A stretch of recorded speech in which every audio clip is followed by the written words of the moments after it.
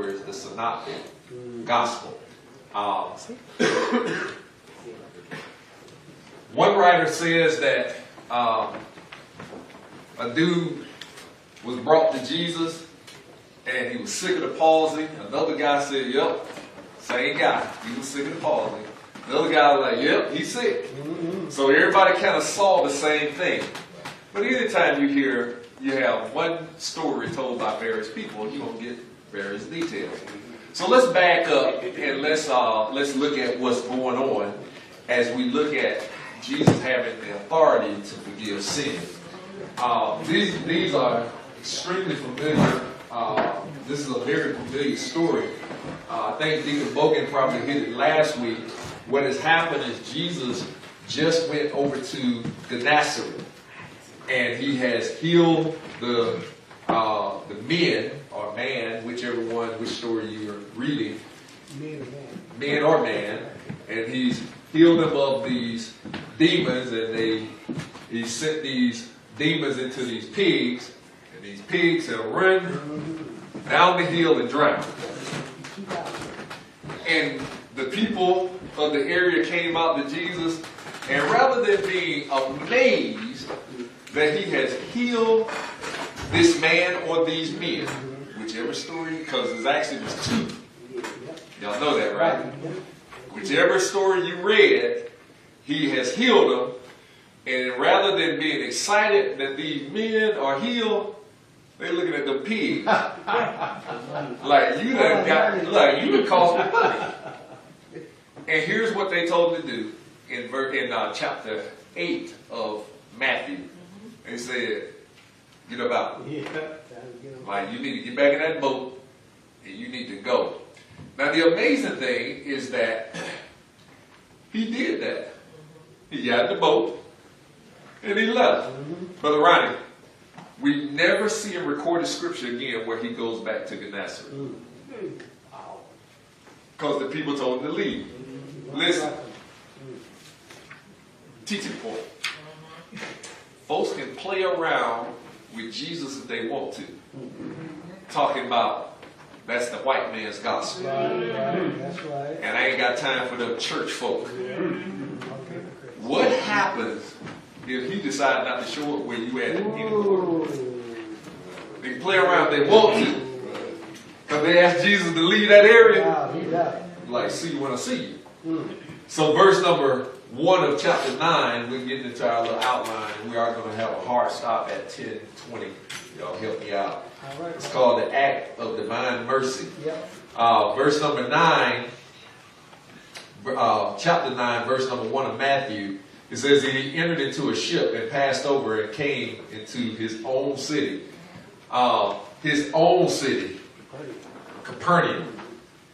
His own city where he grew up was Nazareth. But his own city where he did most of his ministry is Capernaum, his headquarters. I like that. His headquarters was Capernaum. Capernaum is where Peter lived. Peter's mother-in-law got sick one day. She had a fever. And Jesus went in and healed her of her fever, and she got up and started ministering. That area is where Jesus kind of did most of his ministry.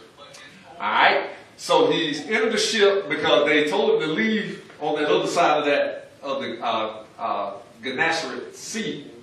He says, okay, I'm going back over here. He gets over to Capernaum and he goes into a house. Now when you read Mark, that's where we know he went in a house. Because in Matthew it says that he got in the ship, right? Yeah. He got in the ship and came into a city. Mark tells us he was in Capernaum and he was in a house. Then it says, verse 2, and behold, they brought to him a man sick of the palsy, lying on a bed. And Jesus, seeing their faith, said unto the sick of the palsy, Son, be of good cheer, thy sins be forgiven thee. Now watch this. Each one of those gospels tell you that there was a man who had the palsy. We talked about the palsy 2 weeks ago or a few weeks ago. It was a paralysis, and based on the fact that that was a warm weather area most of the year, it also possibly came with what's called lockjaw. Lockjaw, that was a story. And the amazing thing, watch this, you will not find in these scriptures where this man ever taught. That's true. He never said a word. Ma'am? Ma'am, the one with the palsy. You don't find where he said a word. Because many times in this area, now if you got lockjaw, you can mumble, but you can't really talk because you can't open your mouth. But you don't see in the scripture where this man ever taught. Nope, it doesn't say. Sweet Lord Jesus. You revealed something. Y'all saw that. Oh, I missed it.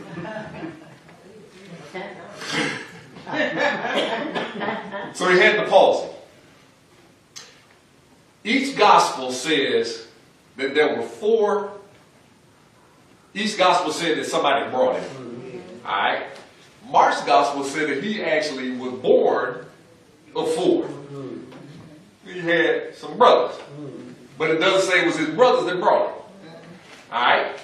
It says, verse number 2 says, and behold, they brought to him a man sick of the palsy, lying on a bed.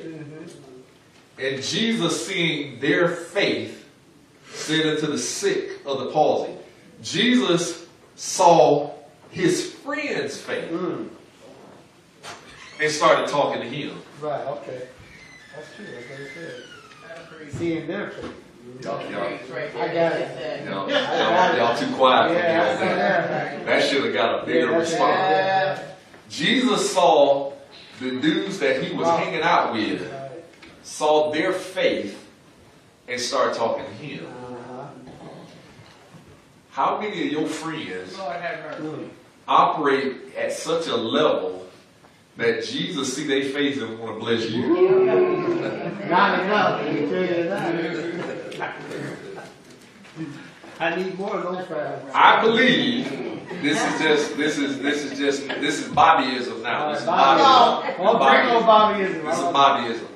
But Tori, I believe that Jesus not only wanted to heal the man, because the man had faith too. Man had faith too. Because they didn't kidnap him. No.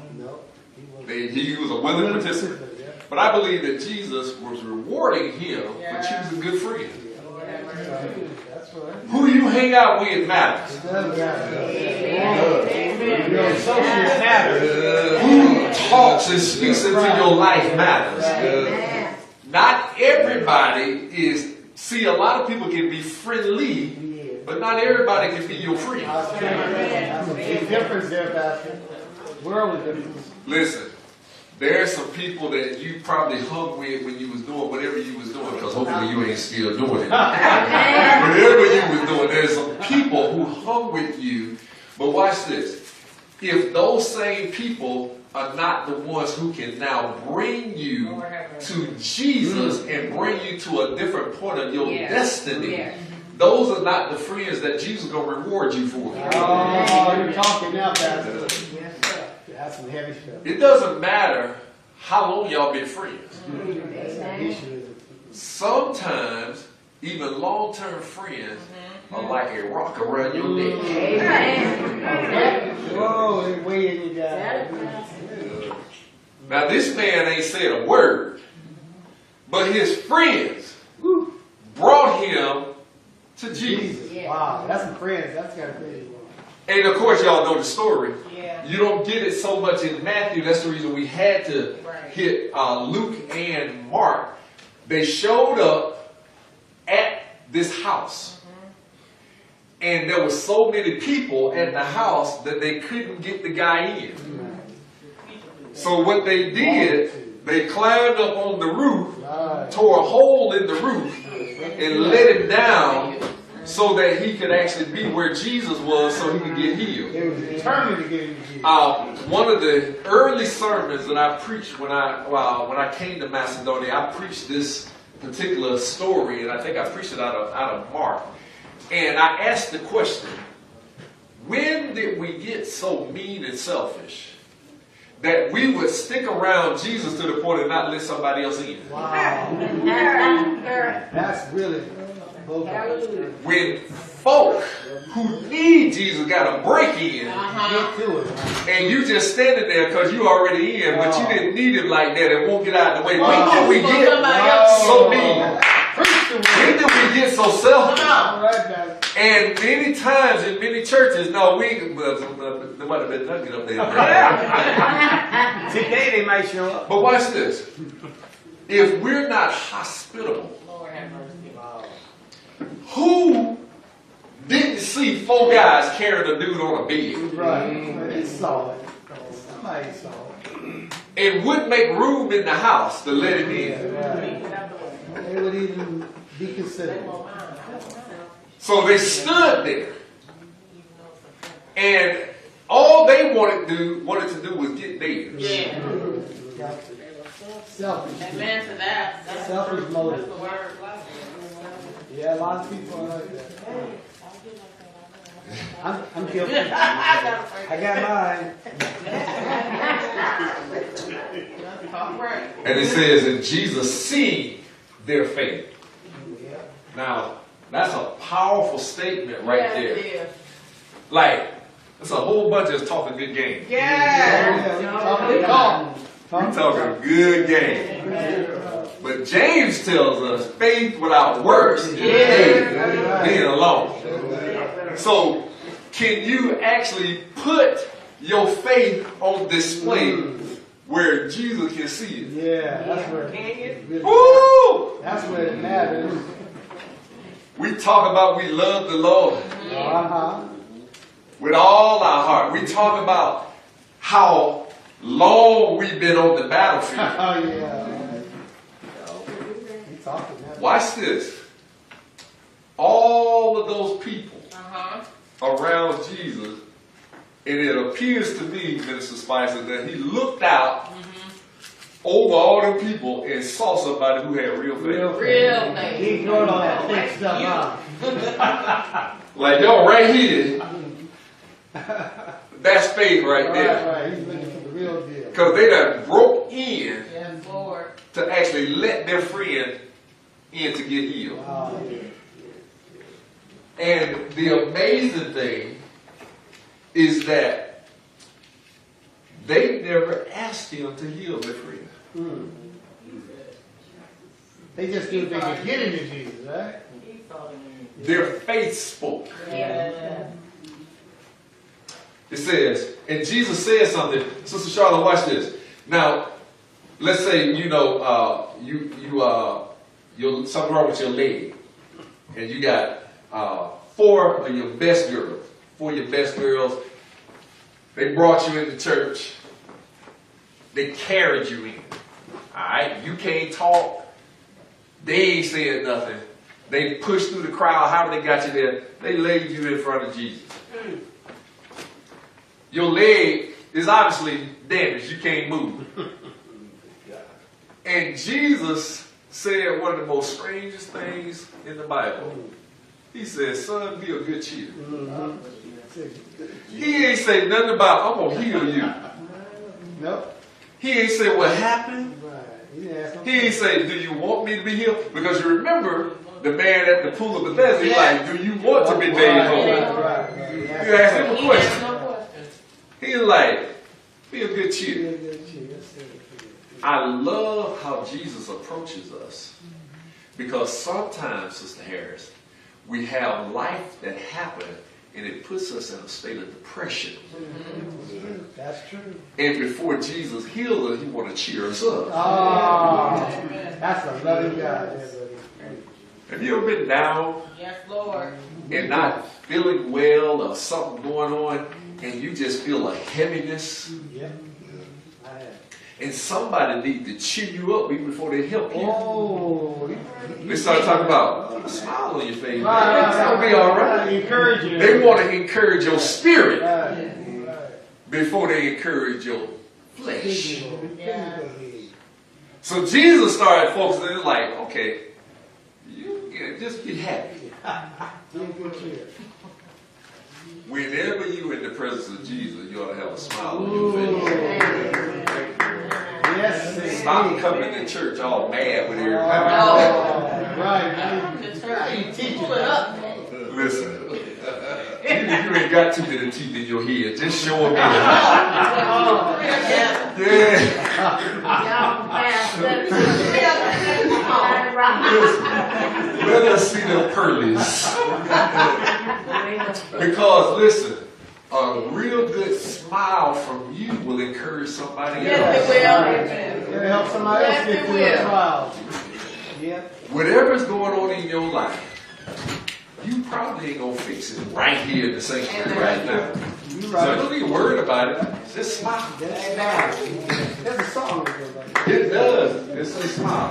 So he said, be of good cheer. Uh-huh. Thy sins be forgiven. What? Thy sins be forgiven. That's excitement right there. So Charlotte, he still ain't saying nothing about healing you. He's like, your sins be forgiven. Yeah, that's some nice news right Now, if there. he was in 2019, what we be like, Jesus, man, you just put me on blast, like you throwing shade on me. Now, first of all, they done let me down on the roof, so everybody looking at me. And you gonna have the nerve talking about your sin, my sins be forgiven. Like, how you gonna throw me out there like that? Come on, Jesus. Be careful. Be careful. Trying to actually get Jesus to do it the way you want it. Oh, Saying no. a mouthful right there. Because Jesus be to heal you and told all your business. Put you straight on front page. Headline. He says, be of good cheer. Yeah. Be happy. Cheer up. Put a smile on your face, Joe. Hey, your sins be forgiven. Like, whoa. What just happened here?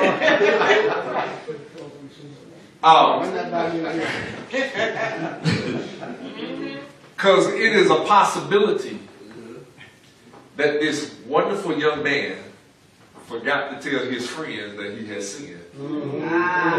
Forgot. He just kind of conveniently forgot it. Because we don't always tell everything that's going on. Be like, pray for me. Yeah, right. Pray for me. And Lord, the worst thing I have, like, what we praying for? Right. That's right. Specific. You know, I got this situation. Like, how you get in that situation? Right. Amen. Well, everybody seeing. Oh, I ain't asked you that. How did you get in that situation? Because you was the one who asked me to pray. Everybody didn't ask me to pray. You just asked me, pray for me. Like, what's going on with you? Well, I just got a little situation going on. What is your situation? Well, I don't really want to talk about it. Well, you don't want me to pray for you. Right. Because if I pray for you, I got to call out your situation. Because if I don't call it out, Jesus is going to call it out. He want me to know. He want to know, like, what's going on in your life. Right. And, oh, by the way, you asking me to pray for you, are you going to stop doing what got you in this situation in the first place? Wow. You doing some teaching now. So how about we let Jesus put us on blast every now and again? Because this dude that got pulled out, got let down in the middle of a house from the rooftop, and Jesus said, your sins be forgiven. Some of us would have been trying to crawl up out there right in. Scared that somebody going to ask, like, what you do? Let me out of here, right? So, but there's more going on here. So let's get into the doctrinal teaching of this. Jesus said, thy sin be forgiven thee. And then a certain of the scribes said within themselves, this man blasphemed. To blaspheme means that you either lied on God, attributing something to him that he did not do or say, or you attributed something away from him. You didn't give him credit for something he actually did. So you blaspheme. So in order now the scribes are the ones who actually literally wrote down the law. They were scribes, and if it was today, they would be called transcribers. Alright? So they knew the law because they're the one who wrote it down. They understood Old Testament. They understood that God himself is the only one who can forgive sin. Exactly. But they just heard this man say, your sins be forgiven you. Yes. They did not hear Jesus say, your sins are forgiven. They didn't hear him say, your sins now, they didn't hear him claim that you are now sin free. They heard him say, your sins are, your sins be forgiven. In other words, I'm the one who is going to absolve you from what you've done. And they knew that only God could do that. And they knew that Jesus just said he was God. Yep. Double blasphemy. Now we got a problem. Right. Watch this. Not everybody around you, even in a church setting, is going to concentrate on your blessing. Because here was a man that Jesus just pronounced 2 blessings on. He says, be of good cheer. Right. Your sins be forgiven. Yeah. Wow. Even if he didn't walk, That's divine mercy there. Huh? he just got his sins forgiven and he became happy. Amen. Wow. That is not what the scribes were focused on. No, they didn't want to hear that. They were focused on how Jesus did it. Yep. Yeah. So, if Shawnette gets blessed today, how about we focus on her blessing Right. rather than how it was done? Yeah, right. Yeah, a lot of people go pick that. You say, wait a minute, this man done blasphemed. Now, the reason they came to that conclusion so quick is that they weren't there to actually worship and praise and recognize him as the Messiah in the first place. They were there to actually trick him and catch him in something wrong. So when they thought they had him, that's what they thought. What would happen if Jesus read our thoughts and told everybody? We'd all run out of the church right now. I'd be out of here. So watch this. We've had Jesus encountering the 4 who brought him in. We've had Jesus encountering the man who had the palsy. And now we had Jesus encountering the scribe. And ain't none of those people said a word. And there's this whole conversation going on. Jesus looking at the intent of their faith. He's looking at the intent of your sin or your situation. Then he's looking at the thoughts of their heart. They ain't said a word. Oh, but he's reading everything, x-rays. He said, they said within themselves, this man blaspheming. Boy, I want Jesus to come out here today. Like, what's on your mind? What's in your heart? What you thinking about? Expose everything. Yeah. He said, they said within themselves that he blasphemed. So then Jesus started having a conversation about what they're thinking about. Yeah. Well, he's heavy, isn't he? So imagine this. Sister whoever comes into church and you don't like her dress. For whatever reason. It don't matter. You just don't like her dress, but you ain't telling her. And all of a sudden Jesus just started talking to you about what you just thought about. How do you know, huh? Yeah, right. So you thought. You ain't say it, you thought it. You was like, what do you think about that? Did you ask her that whether she had another dress? Right. Wow. Did you actually offer to buy her another dress? Wow. Well, furthermore, why are you focused on her? She thinks he's Now he ain't said nothing. Wow. He's just thinking it. All of a sudden, a conversation work Thank out. God. Jesus had a conversation. All right, that's back then. Let's come. Let's bring it a little. Make it relevant. You really mad at somebody, but you at church, and that person had walked in and they done interrupt your thought process. Oh my goodness. Wearing that dress. Or they took you there in your thoughts. Yeah. but you are in the presence of Jesus. Now, think about it. The scribes are looking right at Jesus.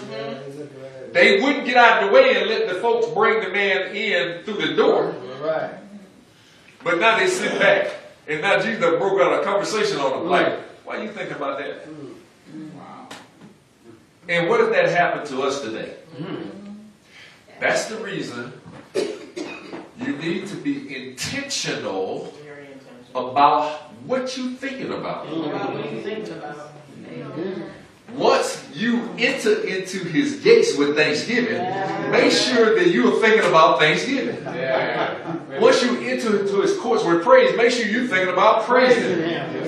It says, be thankful unto him and bless his name. Make sure you are blessing his name. For the Lord is good. Make sure you're remembering how good God is. Listen, mess need to stay out the door.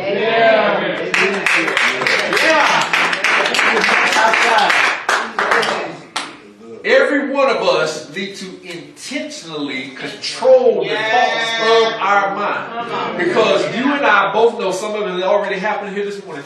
Your thoughts are wandering all over the place. And what you think about don't always line up with where you at. That's for sure, Pastor. Guilty. Y'all remember that song back in the day? Your body's here with me, Yeah. but your mind is on the other side of town. Lord Jesus. Yes, sir. Sweet Lord. Yes, ma'am.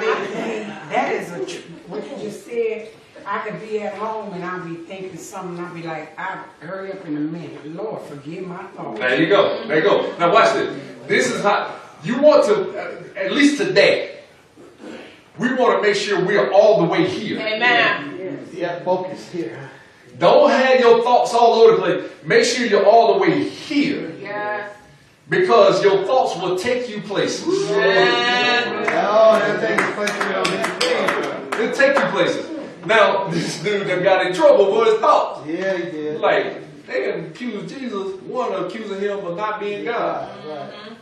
Because he was like, I forgive your sin. And Jesus, knowing their thoughts, said, wherefore think ye evil in your heart. He ain't like, why are you thinking? He's like, it's evil. So Jesus done threw shade on two jokers. Yeah. Scribe, you thinking evil, man with the palsy, your sins be forgiven. Thank God he didn't tell what the sin was. Really? Yeah, he kept that sense. Yeah.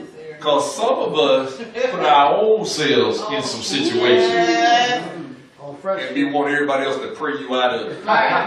Too late. Like, Too late. why were you over there with that person anyway? Right. You should leave me over there. And, oh, by the way, if you get with them before the day, you figured out they crazy, why do you keep going back? Right. That makes you crazy. Don't that speak to your own sanity? Well, Pastor, I can't help it. Oh, really? Oh, really? Oh, really? You telling on us right now, Pastor. Verse 1. Y'all grab some of this. What do y'all see? Anything else you see that I haven't covered already? On the first 4 verses? Verse 4 verses. All right. That Jesus was focused on the spiritual healing of the man with palsy. Okay. That's what I see. Gotcha. Anybody else see anything you want to bring out? All right. Let's get this last outline in these next 10 minutes. So I get y'all out at 10:20. So, act of divine mercy. He blessed the man, even though the man didn't ask him. He blessed the man ain't said a word. I think not one word. His friends ain't said a word. Their faith spoke to him. Authority to forgive sins. Verse number 5 through 8. Verse number 5 says, okay, for whether it's easier to say, thy sins be forgiven thee, or to say, arise and walk. But that ye may know that the Son of Man hath power on earth to forgive sins.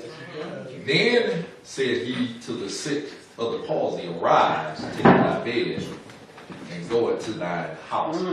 Jesus was on, I'm going to use your term, I loved it. He was positioned for the position. He was on purpose with a purpose.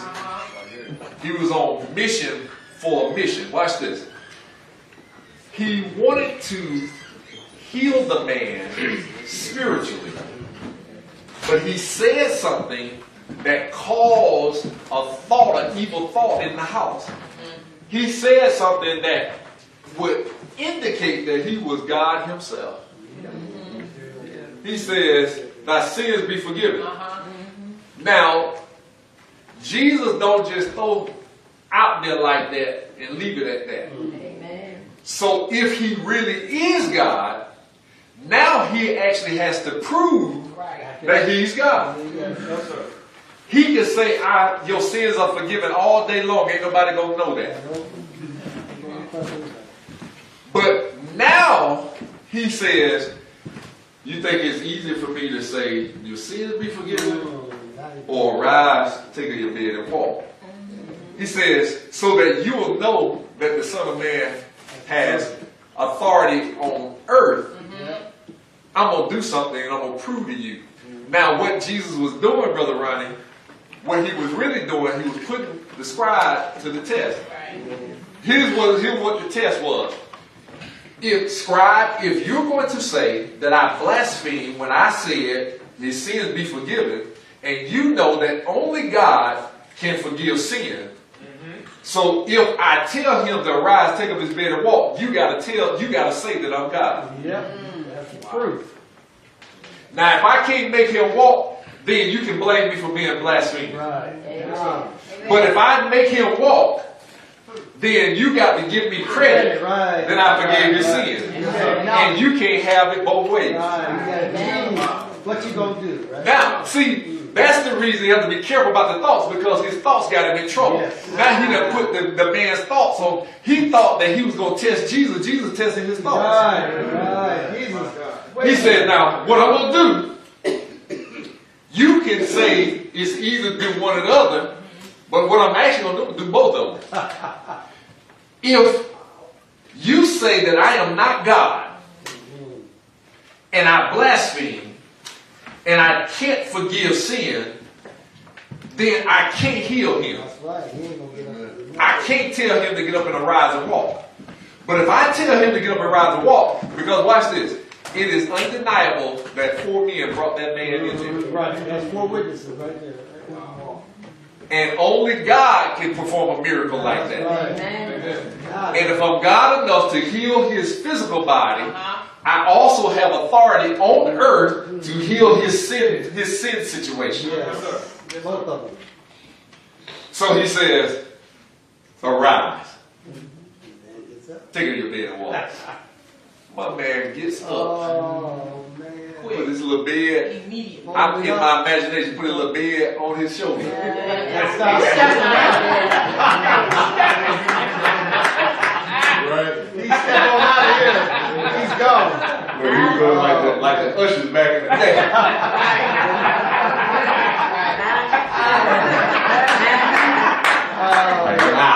Yes, sir.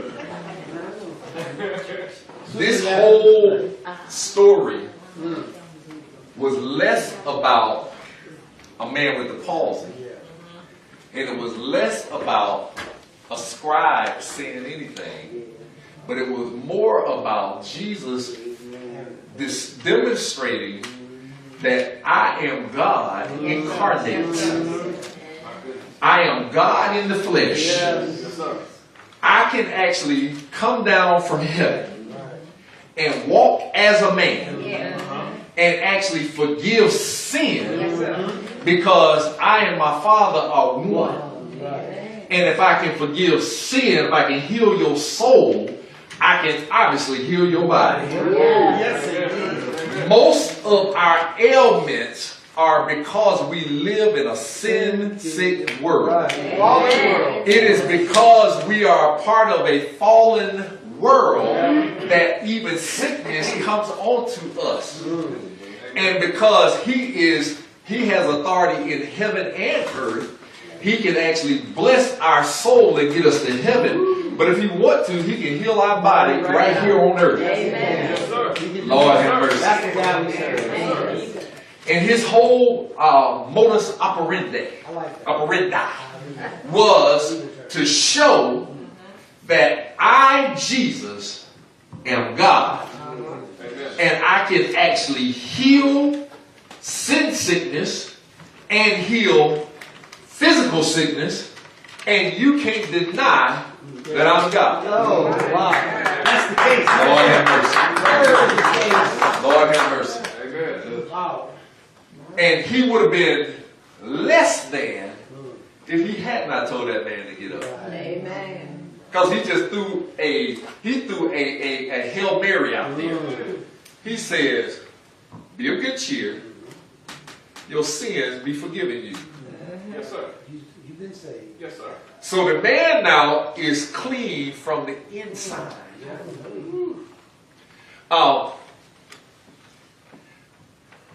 When Jesus cleans up, he gonna start from the inside out. Amen. That's where it begins. Amen. That's what has to be changed. Yes, sir.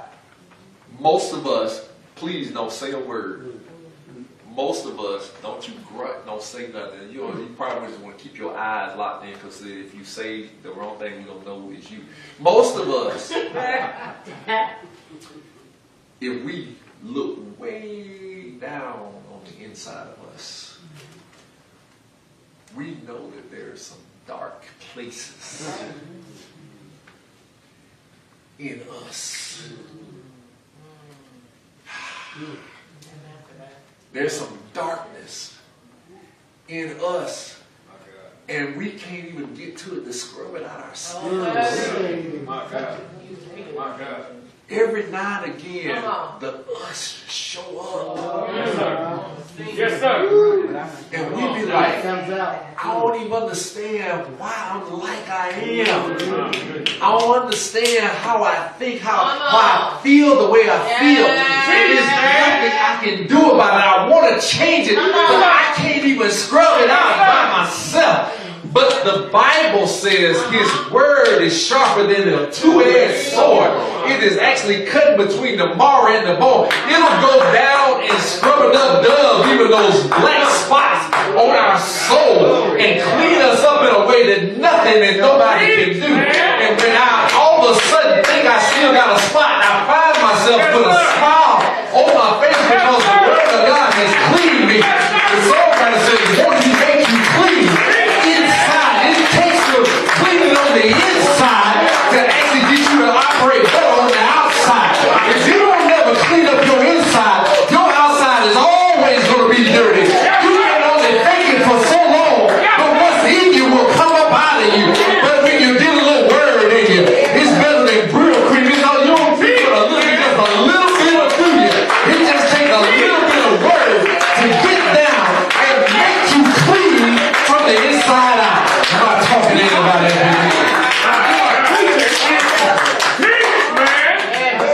Yes, sir. My God. Jesus deposited something down on the inside of this man Yes, sir. before he ever healed his physical body. That's right. You're right. So that when that man Wow. walked out of that house, Huh? he was not the same man. The Bible says, if any man be in Christ, he's a new creature. All things are passed away. Behold, all things are become new. And because now we have a new creature in Christ, he can walk a whole different way, and he ain't worried about the questions that the scribe had for him. See, when you know you are new, can't nobody keep throwing your past up at you. Oh, Lord have mercy. My past is my past. It came to pass. Somebody ought to grab that this morning. It came to pass. In other words, it had to come. I had to deal with it. I didn't do it the best way I could at the time. I just thought I was doing what I was doing, but I messed up. But it came to pass, because if it never came to me, it won't never get past me. Lord have mercy. It came. It came to pass. Lord have mercy. God had to come to me, right? Let me just read the scripture. We're done. My time is up. Wow. Man. Wow. I feel pretty good this morning, y'all. Man. Says he took up his bed, arise, take up bed, and go down the house. He arose and departed to his house. He didn't go to somebody else's house. Jesus was like, now you go home. And one of the reasons Jesus is going to always want you to go home, he know that probably somebody in your house needs what you just got. Start with that family, the close friends. Go talk to them first. It says, but when the multitude saw it, they marveled and glorified God, which had given such power unto men. I don't have time to deal with verse 8. That's a whole lesson all by itself, because they marveled and glorified God, but they glorified God for the wrong reason. They glorify God that they see a man who's able to do miracles. They never saw Jesus as God. Nope, never saw They saw him as a man. Yes, sir. And they was excited about that. They was excited about a man being around them. That's a word for somebody right there. They was excited about a man. Come on. They didn't even get excited because God was around them. They got excited for a man being around them. I need to tell somebody, don't get too excited over a man. You need to get excited about God. Am I talking to anybody else in here? Listen, when you get God, he'll give you the right man. But don't get so excited about the man. Get excited about God. They never recognized him for the Messiah. They recognized him for the miracle. But it was because he was the Messiah that the miracle came. The miracle didn't come just because it was a miracle. It came because he was the Messiah. We need to recognize who God is today. See, it wasn't you who woke you up this morning. It wasn't you who started you on your way. I don't know what kind of week you had last week, but what I do know that every single morning he woke you up right on time. He allowed the warm blood to be running in your veins. He put breath in your body one more time. And we got to recognize it was because of him. It's because of you, God, that we live, we move, and we have. Am I talking to anybody over here? We gotta go. But I do want you to know, be all here today. Control your thoughts. Make sure that you're thinking the right thoughts. Because Jesus might just be interpreting some things. Praise God. Amen. Let us pray. Dear Heavenly Father, we just simply thank you, Lord God. We claim right now that our minds, our hearts, our thoughts, Lord God, will be on you and you alone on today, Lord God. Every time we think we might look at something else, Lord God, we will consistently remind ourselves of you, Lord God. We thank you because of our attention on you, Lord God, that things will change. We will see from a God perspective, Lord God, and we will leave this place different from in which we came, Lord God. We also thank you, Lord God, for the word and the man of God who brought the word on today to make us better, Lord God, for you. Right now, we also bless the food, Lord God, as we receive it, Lord God. We thank you for the hands that prepared it. We also thank you that it will nourish us and prepare us for the work that we are to do. In Jesus' name, this is our prayer. Everybody say, amen. We all got A-H-E-D. Okay, I think Devin said this one. Yeah. Seriously. All right. Hey, how are you?